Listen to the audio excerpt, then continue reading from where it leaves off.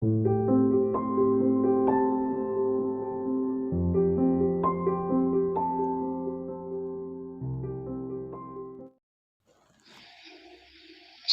to Anvay Classes and make sure to click the bell icon to never miss any update from Anvay Classes. Hello guys, welcome to our channel Anvay Classes. This is our fifth video I think of our first chapter of Mathematics 1, Linear Equation in Two Variables. तो अभी हम लोगों ने किया क्या था, first practice set को complete कर लिया, थर्ड प्रैक्टिस सेट को भी कंप्लीट किया. We very well know that in linear equation in two variables there are two variables. और किसी भी इक्वेशन को लीनियर इक्वेशन तभी बोला जाएगा जिसका पावर ऑफ इंडेक्स 1 होगा या जिसका डिग्री 1 होगा. तो इक्वेशन में जो इक्वेशन का डिग्री 1 होता है वो लीनियर इक्वेशन आइडेंटिफाई किया जाता है. और रादर दैन उसमें दो वेरिएबल होने चाहिए. We can solve linear equation in two variables by 4 method. First one is elimination method, second one is substitution method, third one is graphical method and fourth one is Cramer's rule.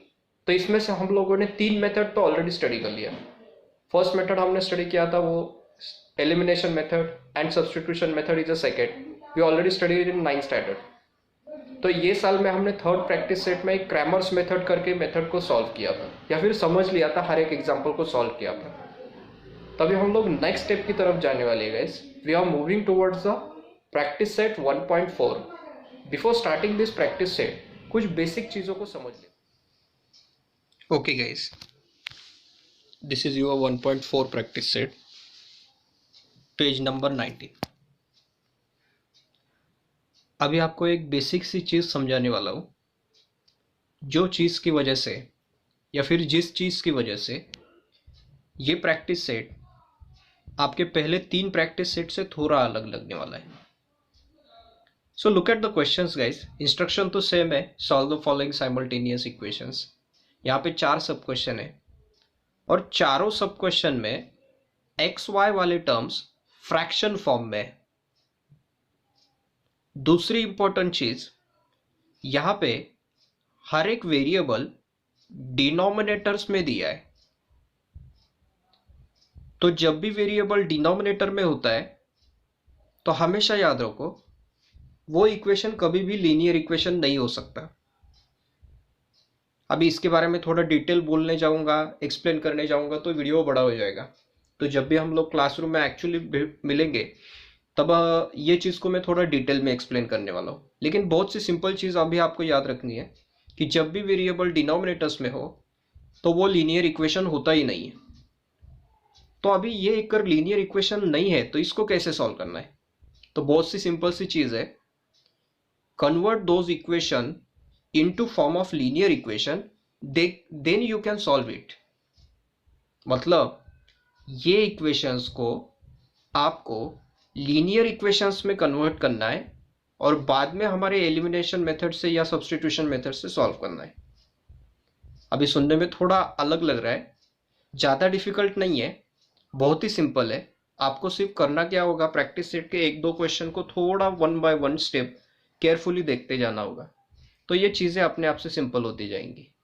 तो basically अभी आपको याद रखने वाली चीज़ कौन सी, important चीज़ कौन सी होगी, जब भी इक्वेशन में वेरिएबल डिनोमिनेटर्स में हो तो वो इक्वेशंस लीनियर इक्वेशन नहीं होते, वो सिर्फ इक्वेशन होते. Okay, so let's start our 1.4 fourth practice set of first chapter, question number 1 and sub question number 1. So we are starting our fourth practice set number 1.4. Solve the following simultaneous equation. So we are going to solve these equations. I can say those are not linear equations because variables are in denominator, therefore those are not linear equation, but we can convert those equation into form of linear equation, then we can solve it simultaneously. So look at the first equation. 2 upon x minus 3 upon y equal to 15. Second, 8 upon x plus 5 upon y is 77. Those are two linear equations. Sorry, those are not two linear equations, because reason is variable x and y are in denominators. That's why those are not linear equations. So इस तरीके के example को solve करने का तरीका बहुत simple होता है. सिर्फ आपको एक क्वेश्चन को बहुत केयरफुली देखना पड़ेगा. अगर आप केयरफुली देख लोगे, हर एक स्टेप को समझ लोगे, तो एग्जाम्पल्स बहुत सिंपल होते हैं. Okay, so let's start our solving part. As you can see, मैंने दोनों लीनियर इक्वेशंस, दोनों इक्वेशंस को लिख लिया और उसको नंबर कोड दिया, first equation and second equation. Look at the first one. अभी करना क्या होता है, जब भी आपके इक्वेशन में वेरिएबल्स डिनोमिनेटर में होते हैं, एट दैट टाइम आप लोगों को पहली स्टेप में ये करना है, दोनों इक्वेशन के न्यूमरेटर्स को 1 से मल्टीप्लाई कर दो. Listen carefully. Multiply numerators of both the equation by 1. So let's start the multiplication. Multiply with 1, multiply with 1, multiply with 1. Obviously both side. सिर्फ न्यूमरेटर्स को किसके साथ मल्टीप्लाई करना है? 1 के साथ. सो यहाँ पे भी कर देते हैं 1 इंटू 1 इंटू 1. तो अभी स्पेसिफिकली यहाँ पे ये इंस्ट्रक्शन भी डालने की ज़रूरत नहीं है कि आपको दोनों साइड को 1 से मल्टीप्लाई करना है या फिर न्यूमरेटर्स को 1 से मल्टीप्लाई करना है, क्योंकि उसको 1 से मल्टीप्लाई करने के बाद में इक्वेशन के बेसिक फॉर्म पे तो वैसे भी कुछ फर्क नहीं पड़ने वाला, because 2 into 1 is 2, so it will become 2 upon x. 3 into 1 is 3, it will become 3 upon y. So 15 1 जा 15. वैसे भी 1 से कोई बड़ा फर्क नहीं पड़ने वाला, लेकिन इसका हमें एक एडवांटेज लेना है. ओके, सो फर्स्ट स्टेप हमने कर लिया. अभी moving towards the next step. Compare both the equations. Let's compare first term with first term. Okay, so try to find out the common part of first term. तो यहाँ पे दोनों में common क्या हो सकता है? I can say 1 upon x और 1 upon x, ये दोनों जगह पे सेम हो सकता है. Similarly, in second term 1 upon y and 1 upon y is same. Same part को फाइंड आउट करो. फर्स्ट टर्म्स में 1 अपॉन एक्स कॉमन है और सेकेंड टर्म्स में 1 अपॉन वाई कॉमन हो सकता है. Then 1 upon x which is a common part, so let consider this 1 upon x as a and 1 upon y is equal to b. अभी a b कहाँ से आ गए? Can you see this let word?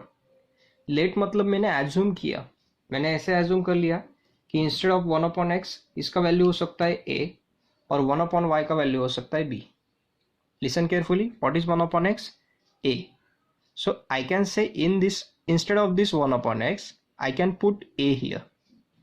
What is 1 upon y? B. So instead of this 1 upon y I can put b in both the equations. So after substitution the values, equation will become, look at the first equation, instead of 1 upon x we are putting instead of 1 upon x we are putting a, and instead of 1 upon y we are putting b. So after substituting the value, first equation will become 2 into 1 upon x, which will become a here, minus 3 into 1 upon y. What is 1 upon y? It is b.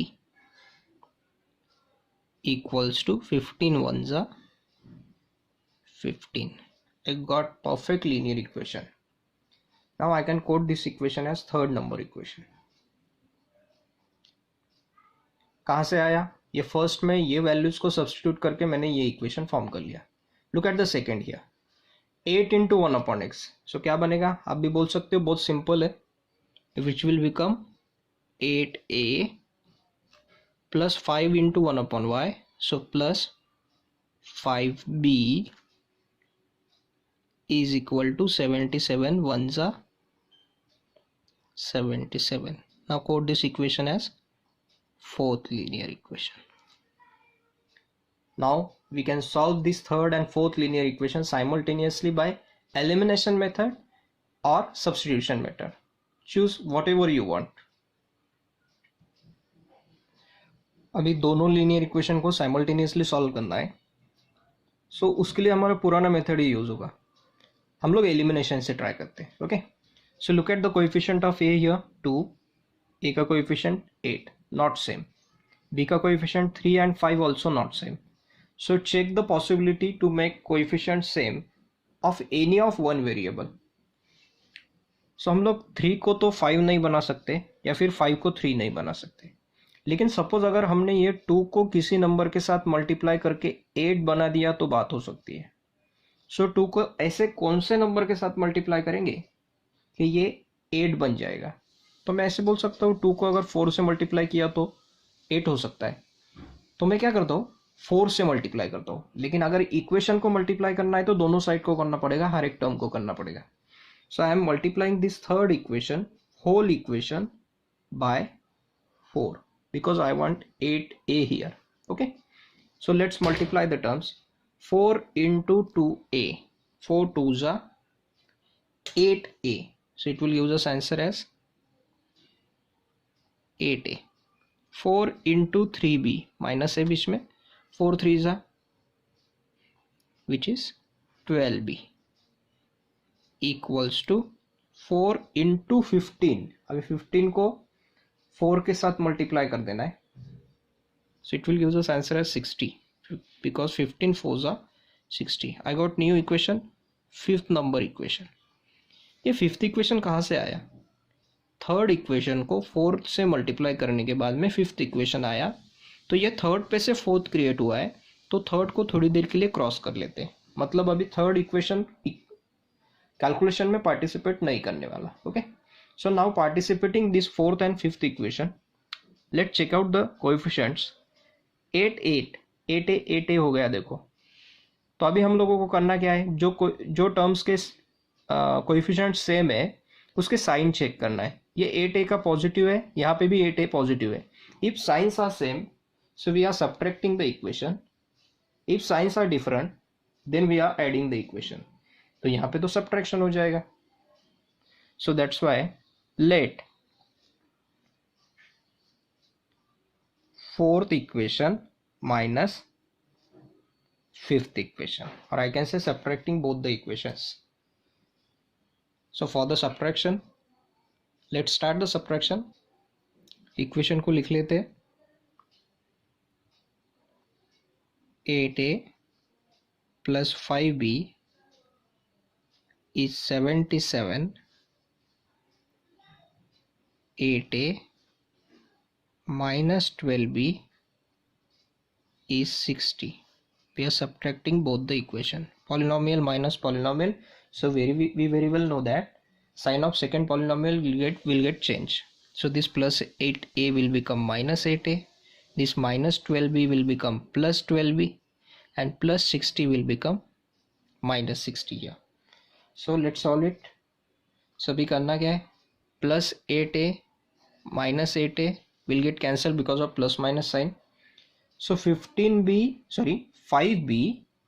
plus 12b, can I say it will give us answer as 17b?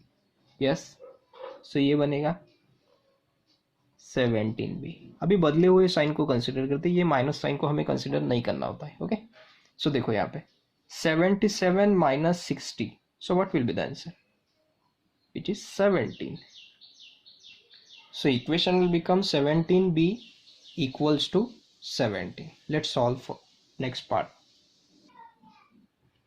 Okay, let's solve the next part. 17b is equal to 17. So b is what?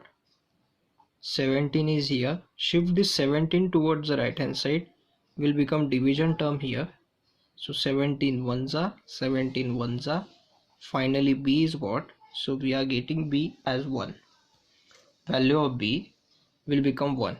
So putting this value in third, fourth or fifth equation, we will get the value of a. Okay, so I can put this value.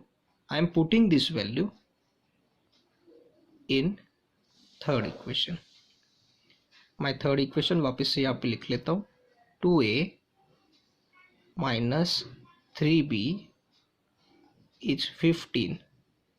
So instead of this b I can put 1 because value of b is 1. So equation is 2a minus 3 into 1, b की जगह पे 1 डाल दिया, is equal to 15. Next 2a minus 3 1 जा 3 equal to 15. 2a is equal to 15 plus 3. After shifting this minus 3 on right hand side will become plus 3. So what is 2a? 2 is 15 plus 3 will give us answer as 18. We are finding the value of a, that's why we are shifting this 2 towards the right hand side. 2 is multiplying with a. After shifting this term, 2 will become division term. So a is 18 divided by 2. 2 is dividing 18. 2 1s are 2, 2 9s are 18. So what is a? So finally a is 9. इस तरीके से हमने a का value भी find out कर लिया. a का value मिल गया 9 और b का वैल्यू मिल गया 1. Is it your final answer? नहीं, अभी थोड़ा इस तरीके से समझ लेना है. हमने a का b का वैल्यू निकाल लिया, लेकिन फिर भी ये हमारा फाइनल सॉल्यूशन तो हो सकता नहीं है. क्यों? इसको पहले समझ लेते हैं. गाइस देखो, ये इक्वेशन में अगर आपने थोड़ा केयरफुली देख लिया तो इक्वेशन में वेरिएबल्स तो x और y थे. हमने वैल्यू तो b और a का निकाला है. हमें b और a का वैल्यू नहीं चाहिए, हमें चाहिए x एंड y का value. So what is relation of this a and b with this x and y? सो देखो यहाँ पे रिलेशन है. हमने थोड़ी देर पहले लिखा था 1/x b a and 1/y b. सो हम लोग क्या किया था, ये वैल्यूज को सब्स्टिट्यूट कर लिया था. तभी उसी वैल्यूज को वापस से रीसब्स्टिट्यूट करना है. सो रीसब्स्टिट्यूशन करना मतलब क्या, देखते हैं नेक्स्ट स्टेप में. ओके, देखो मैंने यहाँ पे क्या लिखा है, resubstitute values of A and B. So A और बी के वैल्यूज को रीसब्स्टिट्यूट कर देना है. थोड़ी देर पहले हमने जो सब्स्टिट्यूट किया था उसका वैल्यू उसे वापस कर देना है. सो 1/x is A and 1/y is b. तो इसीलिए हमने यहाँ पे लिख लिया 1/x is a and 1/y is b. But what is a and b? A is 9 and b is 1.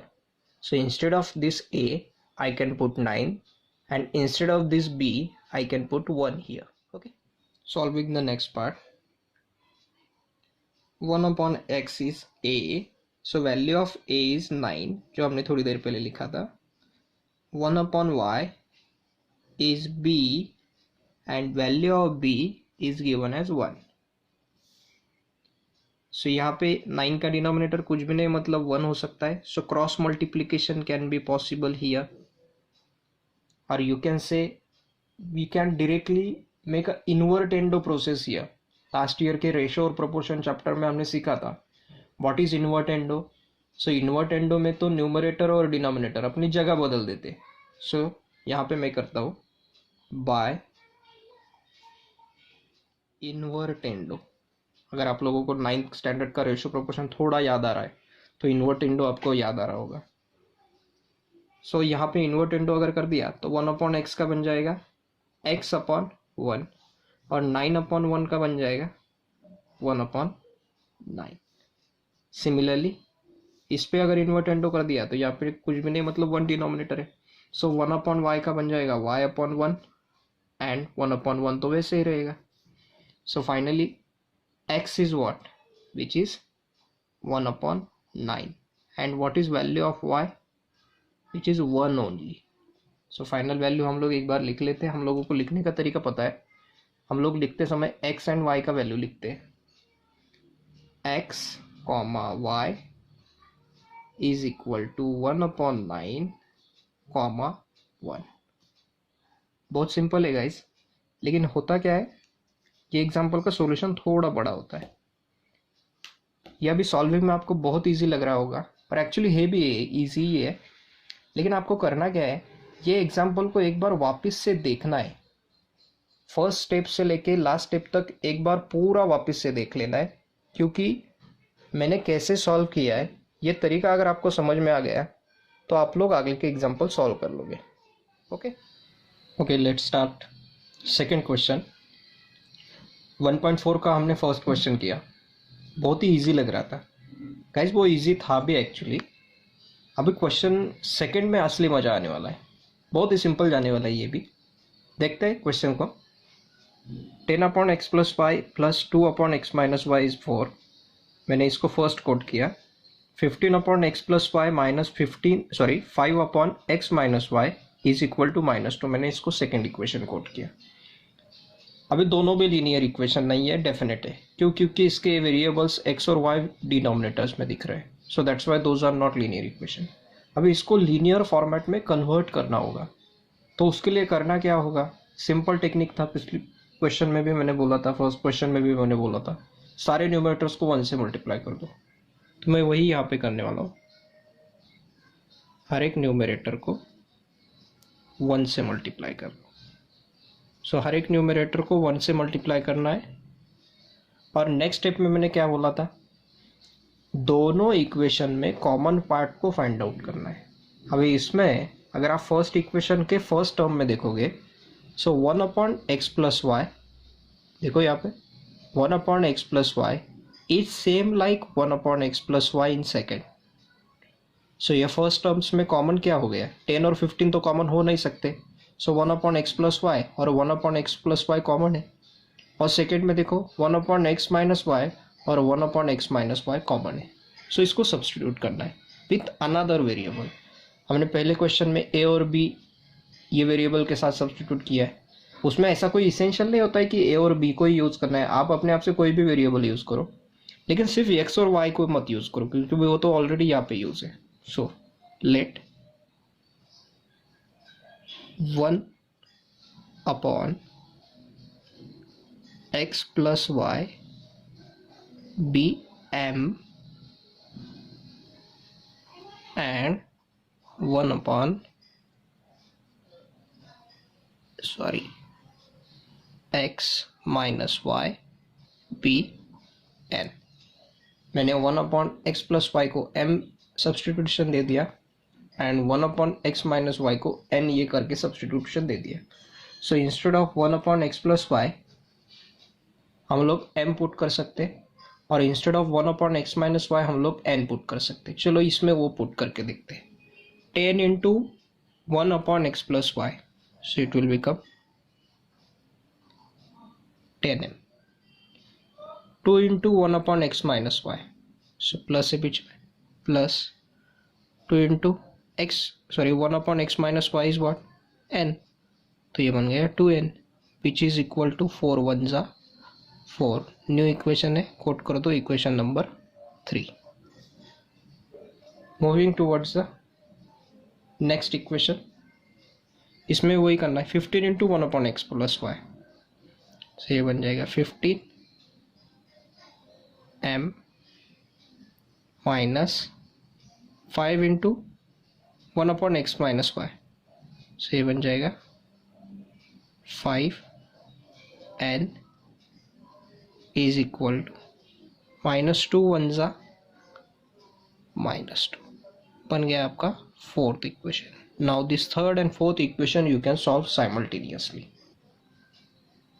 Okay, इसको सॉल्व करने के लिए देखो, m के coefficient 15 and 10 not same, 2 and 5 also not same, लेकिन इसमें से जो थर्ड टर्म है ना, या फिर थर्ड इक्वेशन, सॉरी, ये थर्ड इक्वेशन में से हर एक टर्म को हम लोग 2 से डिवाइड कर सकते हैं, तो हमने तो वही करना चाहिए था। सो लेट इट बी, इसको आगे भी कर सकते हैं। सो इसको मैं यहाँ पे लिखता हूँ, dividing third equation by 2। Third equation के हर एक टर्म को हम लोग 2 से डिवाइड करने वाले हैं। चलो थर्ड इक्वेशन लिखता हूँ, 10m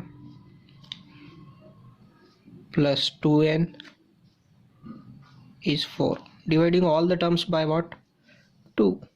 सो हर एक टर्म को 2 से डिवाइड करते हैं। 2 1 जा 2 5 जा 10, 2 1 जा 2 1 जा 2 2 जा 4।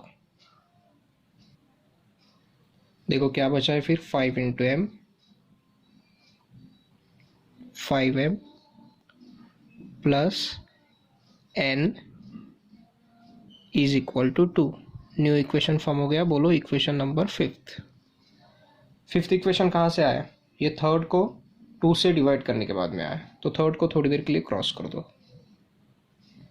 तो अभी पार्टिसिपेट करना है फोर्थ और फिफ्थ इक्वेशन को, फिर भी उसके कोएफिशिएंट तो सेम नहीं दिख रहे। 15m 5m, 15 5 not same, 5n n only, so 5 and 1 those coefficients are also not same।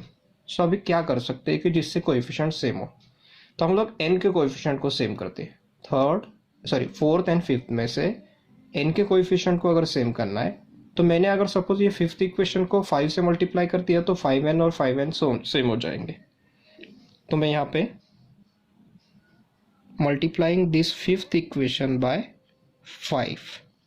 5 into 5m, so it will become 25m because 5 5s are 25, plus 5 into n is 5n and 5 2s are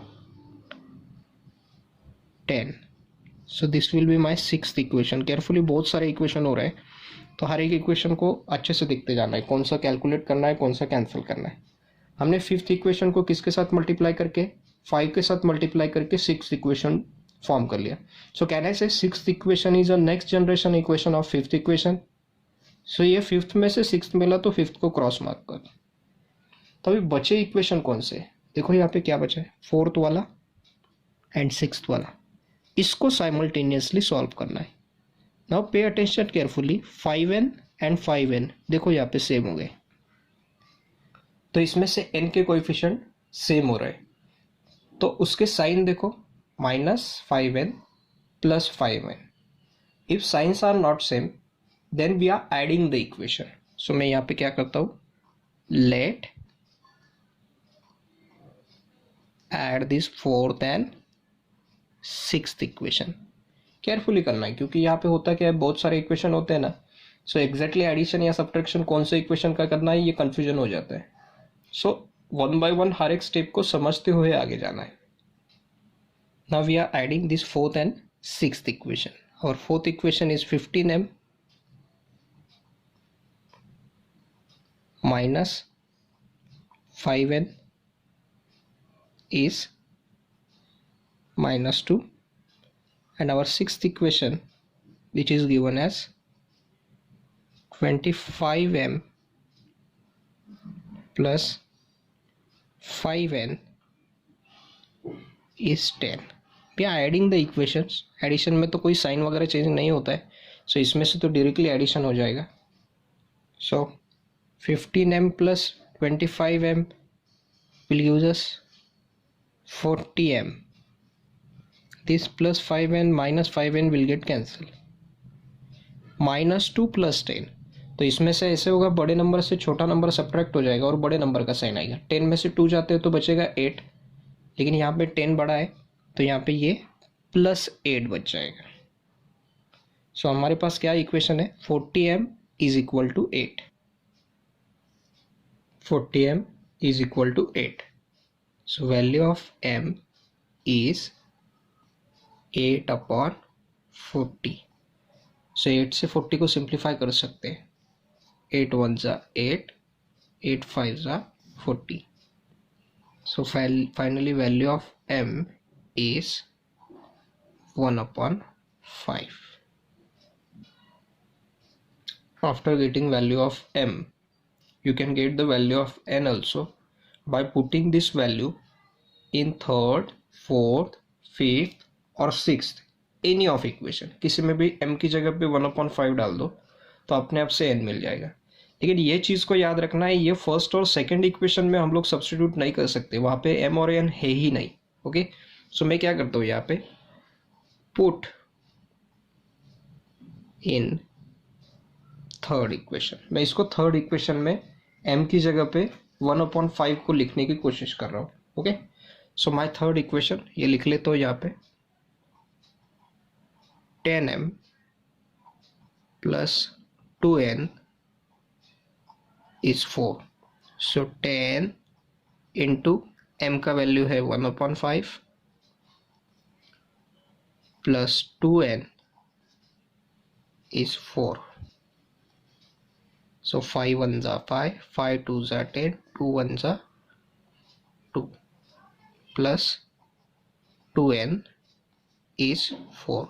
Shift this 2. So 2n is 4. This plus 2 will become minus 2. So 2n is 4 minus 2 is 2. Value of n is 2/2. 2 ones are 2 ones are. So value of n is 1. We got our value of n as a 1. m और n मिल गए, लेकिन हमारे पास question में m और n नहीं पूछा था, x और y पूछा था। तो वही जो लास्ट स्टेप में हमने किया था या फिर लास्ट इक्वेशन में हमने किया था, resubstituting the value of m and n one more time. So वही यहाँ पे लिख लेते हैं। Now resubstituting the value of m and n। 1/x plus y is m and 1/x minus y is n, जो कि हमने थोड़ी देर पहले ही कंसिडर किया था। तो हम लोग इसको सॉल्व करते हैं पहले। सो 1/x plus y is m and अभी हमने फाइंड आउट किया था वो m का वैल्यू था 1/5। सो इसको भी इन्वर्ट इंटू कर देते हैं। एक बार इन्वर्ट इंटू करके क्या हो जाएगा, न्यूमरेटर की जगह पे डिनोमिनेटर, डिनोमिनेटर की जगह पे न्यूमरेटर आ जाएगा। सो बाय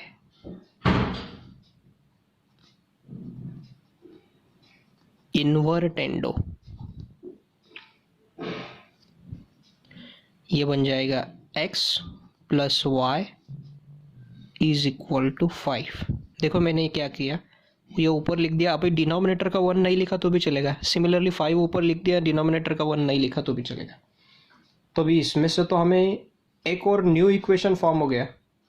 अगर नया इक्वेशन आ गया तो इसको भी सॉल्व करना पड़ेगा। लेकिन अगर आप सीक्वेंस देखोगे तो गाइज इस लीनियर इक्वेशन को आपको बोलना पड़ेगा 7th लीनियर इक्वेशन। देखो यही मजा होता है, इक्वेशन बड़े होते हैं तो सॉल्विंग में भी मजा आता है। जब भी सॉल्यूशन मिलेगा तो उसमें बहुत ज़्यादा आनंद मिलता है, हैप्पीनेस मिलता है। Okay, so moving towards the next plus part. 1/x minus y is n। सो चलो इसको भी सॉल्व करते हैं।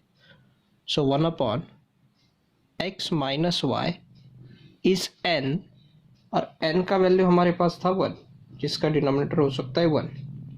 सिमिलरली यहाँ पे भी बाय इन्वर्टेंडो ये बन जाएगा x माइनस वाई इज 1। इसको बोल दूंगा 8th इक्वेशन। हमारा अभी तक x और y का वैल्यू नहीं मिला, लेकिन हमें मिल गए 7th इक्वेशन और 8th इक्वेशन। तो ये दोनों परफेक्ट लीनियर इक्वेशन इन 2 वेरिएबल है। देखो तो इसको वापस से सॉल्व करना पड़ेगा। सो देखो यहाँ पे बहुत ज़्यादा डिफिकल्ट नहीं है, सिंपली इक्वेशन है, फास्टली सॉल्व हो जाएंगे। ये प्लस वाई और माइनस वाई दोनों का कोएफिशिएंट 1 1 है और साइन अलग अलग है। तो बोलो एडिशन होगा कि सब्ट्रैक्शन होगा। If signs are different then at that time we are adding the equation. So मैं यहाँ पे लिख दूंगा let this 7th number equation plus 8th number equation, इन दोनों को मैं ऐड कर रहा हूँ। So my 7th equation is x plus y is 5। My 8th equation is x minus y is 1. We are adding the equation x plus x 2x minus y plus y get cancelled. 5 plus 1 is 6. So x is 6/2. 2 1s are 2, 2 3s are 6. So finally x is 3. अभी ये x के value को उठा के equation में डालेंगे तो हमें y का वैल्यू मिलेगा। लेकिन केयरफुली x के वैल्यू को सिर्फ आपको आइदर 6 7 और 8 किसी एक इक्वेशन में डालना है। पहले वाले इक्वेशन में आप डाल ही नहीं सकते क्योंकि वहां पे तो पहले से ही m और n थे, x और y का कोई संबंध ही नहीं था। तो आप लोग x का 3 ये वैल्यू आइदर 7th में डाल के देखो या 8th में डाल के देखो, आपको फाइनल सॉल्यूशन मिल जाएगा। So that's why I am putting this value in 7th number equation. My 7th equation is x plus y is 5, x is 3. So it will become 3 plus y is 5. So y is 5 minus 3. ये plus 3 को उधर भेज दिया मैंने। So finally value of y is 5 minus 3 which is 2. So इस तरीके से हमें y का वैल्यू मिल गया 2. सो लास्ट में सॉल्यूशन लिखना है x, y is 3, 2.